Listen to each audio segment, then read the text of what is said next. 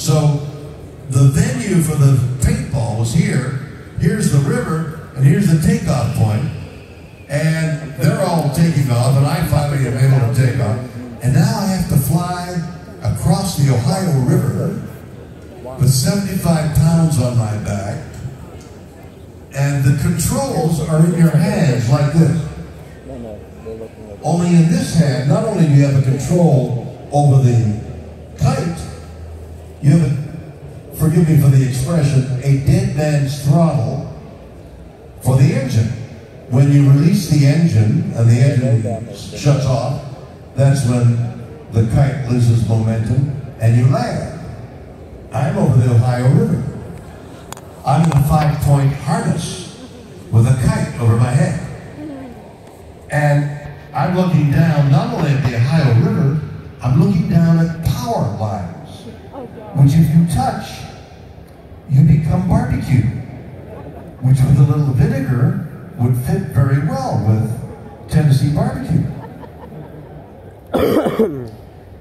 Looking down at that, I got a little nervous. My hand got wet.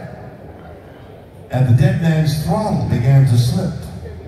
And finally, I had a little finger over the dead man's throttle as I'm going over the Ohio River. Finally, I land and we continue the paintball. So flying is in my blood. I know heights and flying and all means of flying. But even so, every time that jetliner goes like that, and buried in our thoughts, and especially one of my daughters, who somehow has gotten a phobia about flying, she thinks it's going to crash.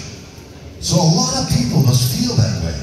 Every time the air, like water, becomes turbulent, it's no more dangerous than a boat on turbulent water. The plane just rides the air. But buried in all of us is the feeling, if we were meant to fly, we'd have wings, wouldn't we? What are we doing up here at 30,000 feet? So I think that piece of film, that Twilight Zone, applies to that fear that we all have of flying. And the little gremlin on the wing is like our fear. I think that's why it's remained popular. It's just excellent writing and not anything that I did. On the other hand, maybe it's everything I did and the writing is terrible. You can have it both ways. I need another question. I've been wondering, or had this question for 20 years. When you played Kirk's death in Generations? When I played Kirk. In Generations movie. In Generations, yeah. You played the death scene. What was your thought process? How to play that scene? What did you mean by, oh my? Oh. Well, I've done a one-man show. I was on Broadway for a bit of time with my show, and then I've toured it around. I'm sure I came to Nashville with it at one point. And in the show, I talk about that very point. So if any of you have seen the show, forgive me if I'm repeating myself. So the producer said, we're going to kill Kirk because we think that the next generation will make more money at the box office. And I said, why? Why do you want to kill the guy? The box office and the expenses and the budget and the box office. So I said, okay. And they said, you want to be a part of it? I said, yes, I'll be a part of it. So, sometime earlier, I was on a young horse. You wonder where these things are going, right? But in your confusion, you'll stay in your seats.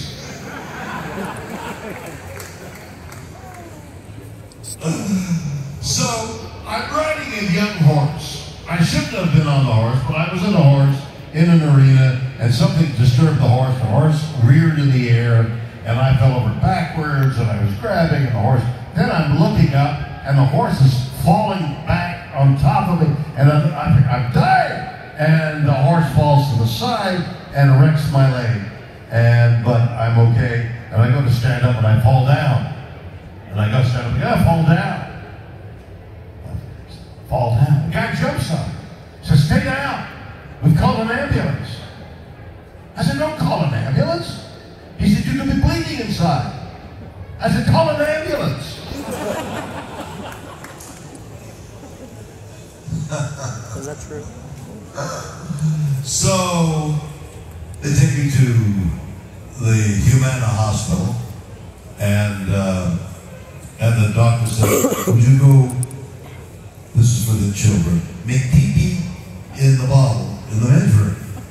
See if you're bleeding inside. I said, if I could walk to the men's room, I wouldn't be here. So he closes the curtains around the emergency bed, and I'm making pee-pee in the bottle. And a nurse opens the curtain, looks in, and goes, oh my God, I'm your biggest fan.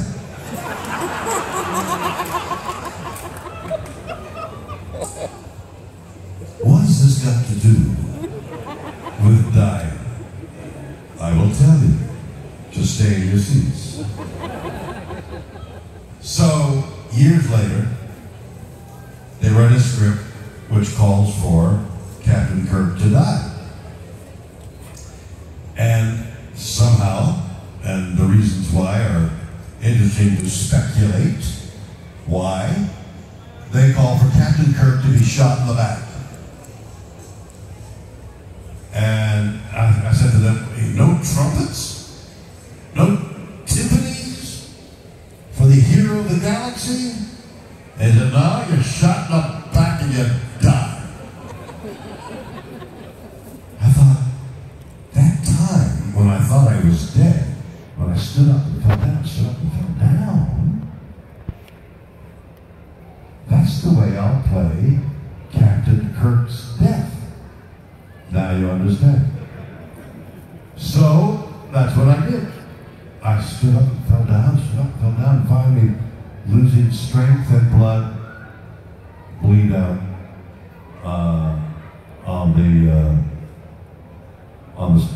they had built a crevasse in which Captain Kirk fell, and they had built a scaffolding over the crevasse. And in every episode of Star Trek that I was in, at one point in time, surely I would come on the bridge, and they would say, Captain on the bridge. I wanted to say, bridge on the captain. But they...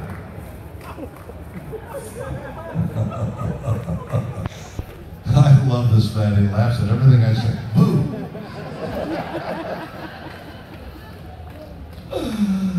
So, the idea of dying has occurred to all of us. Even children have a beginning concept of nothingness.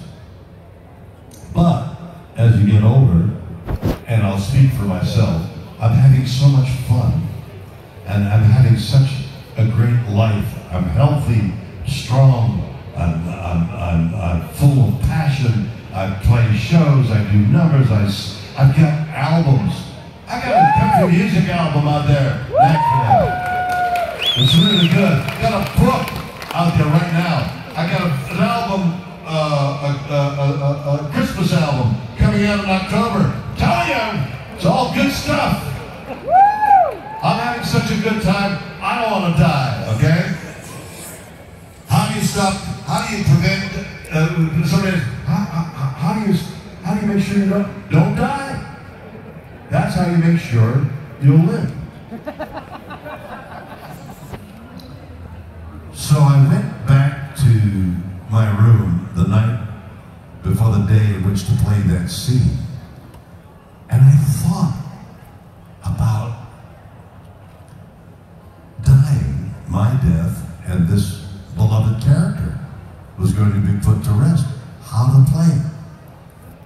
You know, there's got to be a moment. You know, you're alive and you're going to die. Now you're alive, you're going to die. Now you're alive, you're going to die. Now, and there has to be a moment when we all, at that moment of death, we say, "Holy cats, I've died."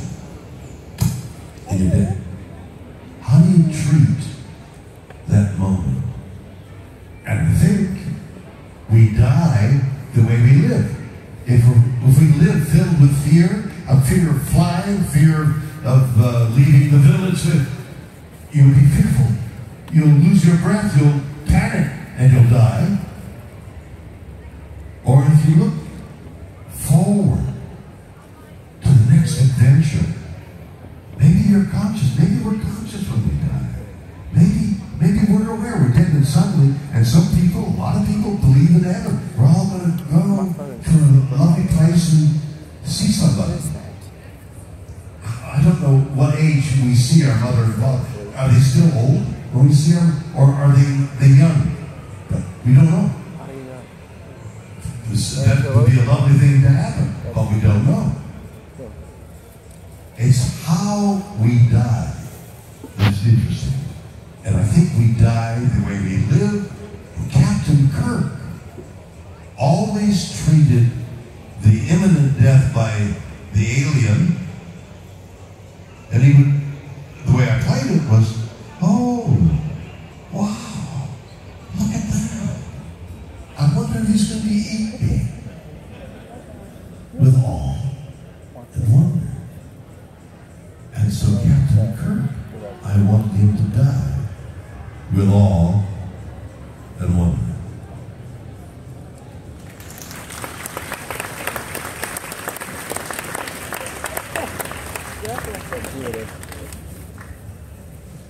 Good afternoon. Good afternoon, and thank you very much for being here. I really appreciate that. Thank you. I wanted to ask you what you've done that's your biggest regret, and what you've done that you've just been over the top about doing, and also if you have a shat on you. A shat? Yes. Do you remember the? How do you spell that? I say the hat from the. Do you remember that hat? Oh yeah. From the yeah. weird. Actually, from that. You went to the town. You went to a town in a weird. Yes. And tricked the whole Riverdale, Iowa. Yes. Yes, that's right. Well, that's 3 questions. You're allowed 1.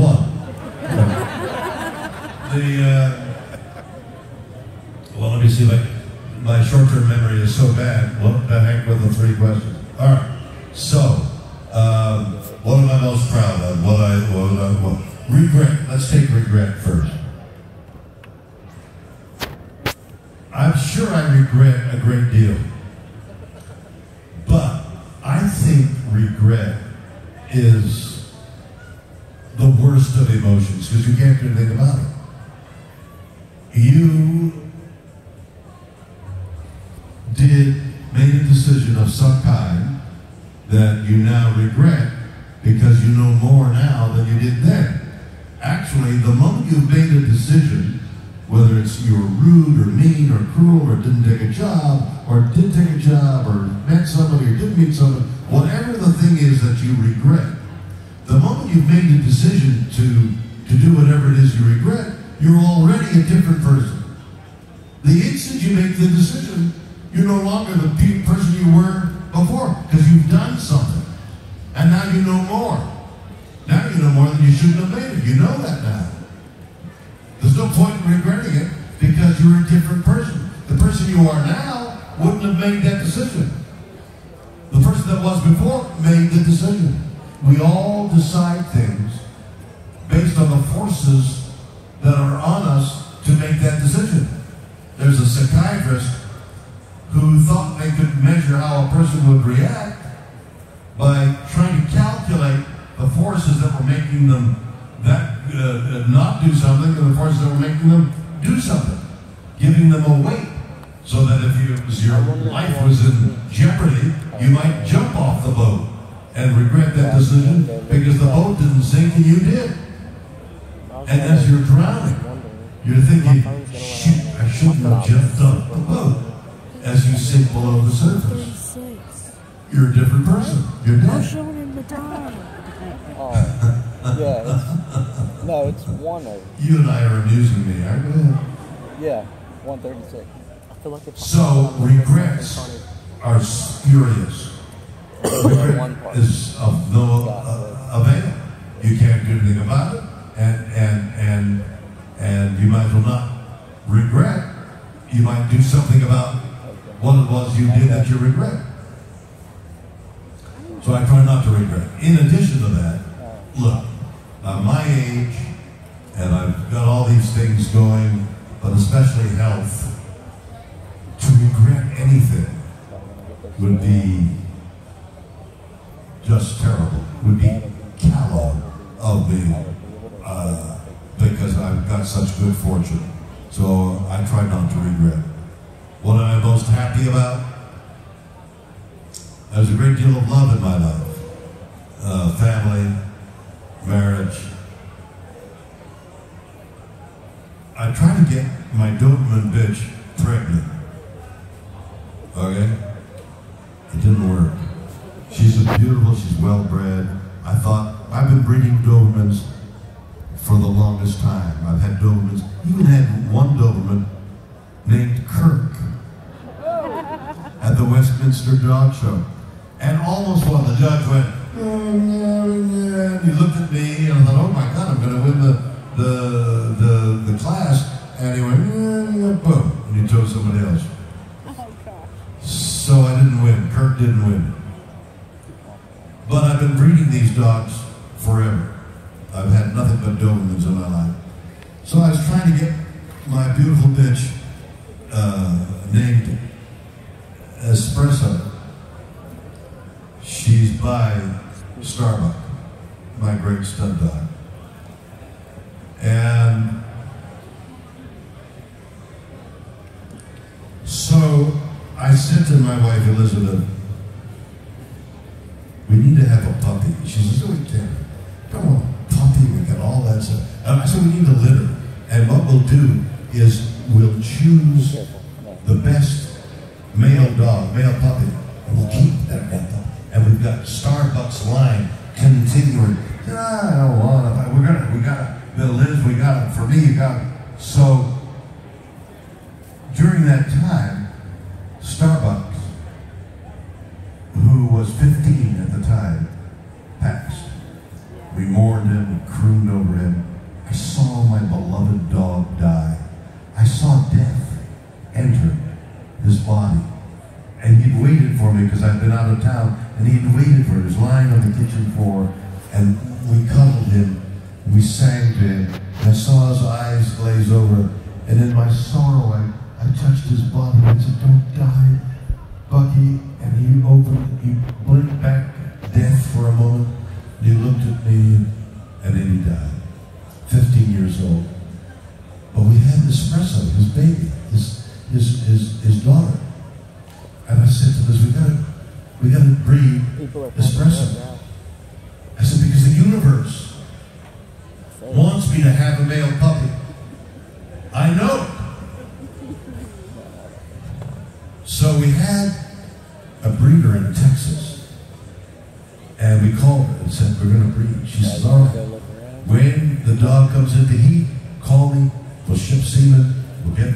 So the way you find out when the female dog, and forgive me, the word is bitch and it sounds harsh, but that's the term, and I'll use it, meaning a female dog. When the bitch is in heat, they have a cycle, and the egg becomes perfect for breeding in a 12-hour period of time. 12 breed this side of the 12 hours, 12 hours later breed on that side, and your chances of catching puppies will be there. So you measure that follicle by getting readings on hormones. So every 2 days, you go to the vet, they take blood, and the numbers like start at .00, and when you get to 5, they're ready to be bred. But you got to monitor. So I said to the person on the text, okay, I'll call you when we get to around 3 or 4, and then you can ship the semen. This has got to be done in 24 hours. So it's 0.05, 0.05, 0.2, 1. It's 1. Tuesday. Oh, it's 3 on Wednesday. Oh my God, it's 7.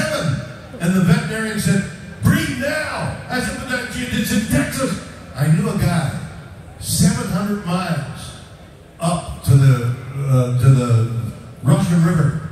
I called him. I said, I need to bring your dog because the universe wants me to have a male puppy. So I got in the car with the bitch and drove the 700 miles on a Friday evening, and she was like, now at 7, and he bred her that night when I arrived. Then he bred her on Sunday, 12 hours later, and then he bred her again Sunday afternoon. Then I drove the 700 miles back.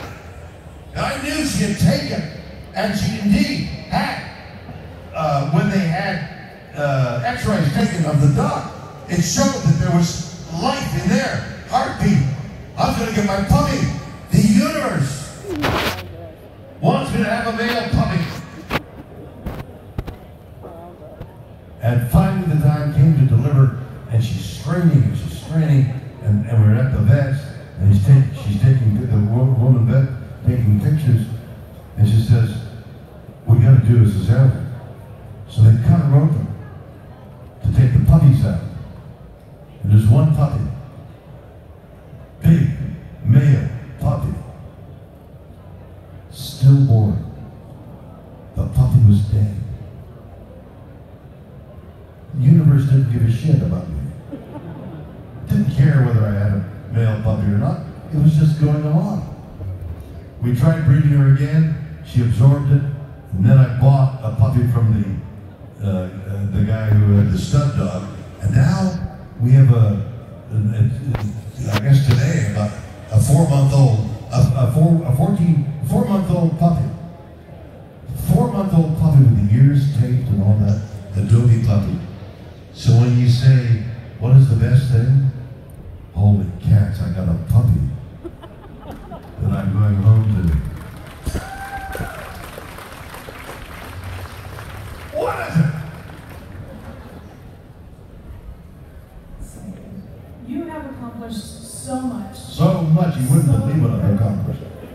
And you seek out things that challenge. And what? You seek out things that challenge you. Yes, challenge. What is the next thing that you think is Oh, going to well, challenge challenge. you the most? Yeah. Well, there's all kinds of challenges. Like, this is a challenge right here. It's so spread out, and we could have had an intimate gathering. There's not many people, but I'm looking at, hundreds of seats. That's a challenge.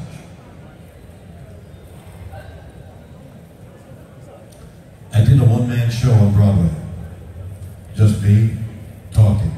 But I didn't take questions. I had a prepared show and had multimedia behind me. But what I did was talk. Huge challenge to be on stage for an hour and a half on Broadway and hold your attention. I had done a form of the show in Australia and in Canada, but then they asked me to come to Broadway very quickly, and I rewrote the show a lot, restaged it, rewrote it, and had no time for previews and opening night on Broadway in a one-man show. Me alone with some pictures up on the screen. The night before, I said to my wife and a friend, we were out for dinner, and I got to be really careful about what I eat tonight, because I don't want anything interfering with this return to Broadway after 50 years, same theater that I had left 50 years ago, the Music Box. So I had a hamburger. They had fish. I was going to eat fish. That could be bad. I had a real solid American hamburger. I was so ill the next day. the day of the Broadway show that I couldn't leave where the toilet was. Okay? Awful. But I had to get to the theater, so I staggered to the theater, and reluctantly I leave the bathroom, and I go on stage to give the one-man show. I'm in the middle of the show, and I'm in the middle of the show, and I have to go to the bathroom. I've got food poisoning. When you have food poisoning, you have to go to the bathroom. You better get to the bathroom very quickly. I didn't get there quick enough. I'm on stage, and I didn't get there quick enough. And I say to the audience, "Oh well, there's been a technical difficulty. We'll be back in a minute." And I run upstairs, and I shower, and I change, and I come back to the Broadway stage and finish the show. That was a challenge.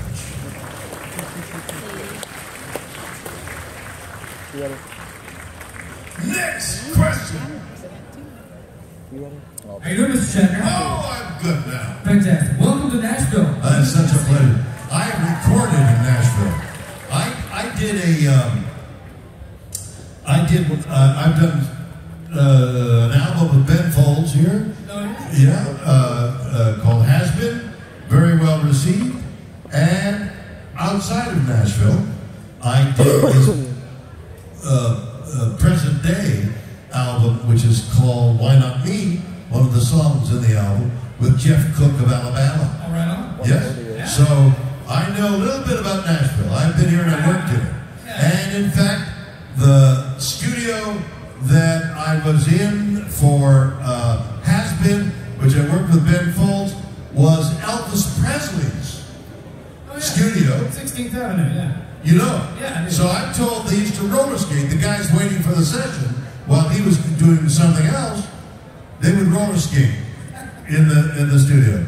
I recorded my album in the same place Elvis Presley did. All right, I know Nashville.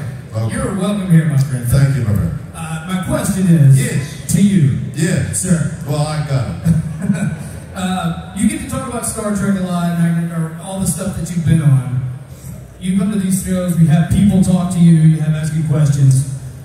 What is something about William Shatner that you wish that you could talk about more that maybe we don't ask you enough? Stay right there. Yes, sir. Do you think that I would not talk about something that I thought you'd be interested in? That's a very good point.